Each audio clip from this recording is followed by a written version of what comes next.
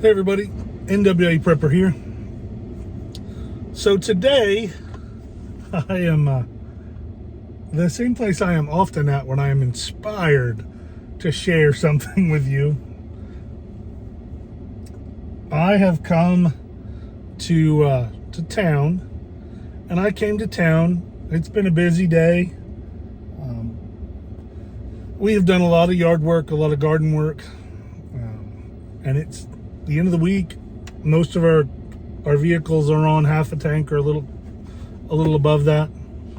And so I come to Sam's because that gas station, that one over there, is usually less expensive than one a little closer to the house, and it justifies making a trip because of, we come here, we get like today I got some paper goods, and I went to the pharmacy and got some over-the-counter medicines that we use pretty consistently, but whether or not they're a better deal, which I think they're a better deal, but having them in a larger container in bulk for either at the same price or a little less expensive is worth it, because then I'm not going back and forth. I don't generate 10 times the trash, blah, blah, blah. So I'm here, and I wait in line,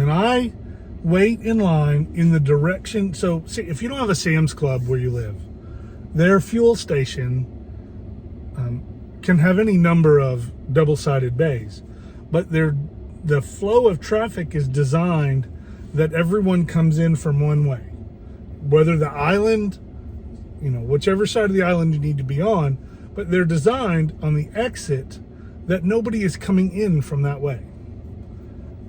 That concept eludes so many people and drives me crazy. I have to stop and take a breath and go, because I say silly things like, that's the reason, that's what's wrong with the world, is that person right there that's so impatient that they have to circle around, because then people can't. Like today, 2 vehicles hit because one person was coming around the back way, and the other person just assumed, which they shouldn't do, that nobody's coming that way. He was on the end. There's no logical reason anyone would come there except this person who's trying to whip around and get a spot 30 seconds before they could get another one.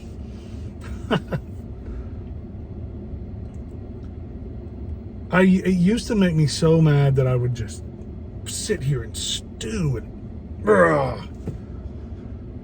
and now it still frustrates me. I still think they're just being stupid.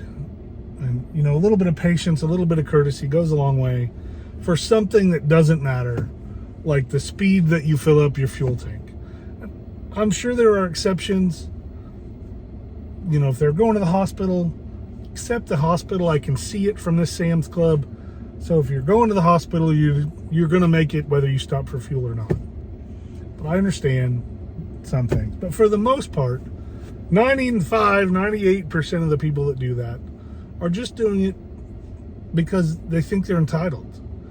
They don't have to follow the recommendations or the rules of this particular property. And I know this seems silly, because it is. In itself, it's silly. It doesn't really matter. World continues to turn just like it would. But I want to focus a little bit sometimes on, well, what is that person going to be like in an emergency? What if they're in a car wreck and there's 3 or 4 vehicles involved, and the ambulance gets there and they try to help. They do triage, which is to sort patients by their level of severity. So they've done that, and then they go to the most severe patient. Well, while their spouse, their child, their passenger, them may have a broken arm, a broken leg, a less severe injury than someone over here with an open chest wound. How are they going to react? How are they going to complicate that scene for the emergency responders in that event? I see it all the time. I see people that are not injured, that I'm not a doctor. They do not seem injured. The mechanism of injury of a particular incident doesn't seem significant enough to cause the level of trauma that they are suggesting. I'm not a doctor. I don't have x-ray vision, none of that. But I find myself noticing that they're very loud. You know, an instance is broken finger. Fender bender that didn't make any airbags deploy, didn't cause anything but a scratch on the side of this vehicle. She went up with her hand, hit her A-post, I believe it was, broke her finger. It was broken. This other guy that was involved was having a heart attack. He was having chest pains, sweating, you know, nausea. He was having all the symptoms of a heart attack, backed up by a cardiac monitor that says, hey, this guy's having a cardiac event. This person has a broken finger. Okay, well, I promise it wasn't my call. I was in another capacity there. But it's like, okay, let us take care of this life-threatening emergency. Then we'll come over there and take care of you. You don't. She started screaming and hollering and throwing things and cursing at people and all these things. Well, in my mind, that's the person that goes backwards in the Sam's gas station. And we have to learn to manage it. We have to learn to think of ways to maintain the level of calm, maybe, whether it be in ourselves. Because to that person with a broken finger, they thought the world was ending. They must have, because surely they wouldn't act like that just because they weren't the center of attention. Or were they? How do you guys handle those kind of people?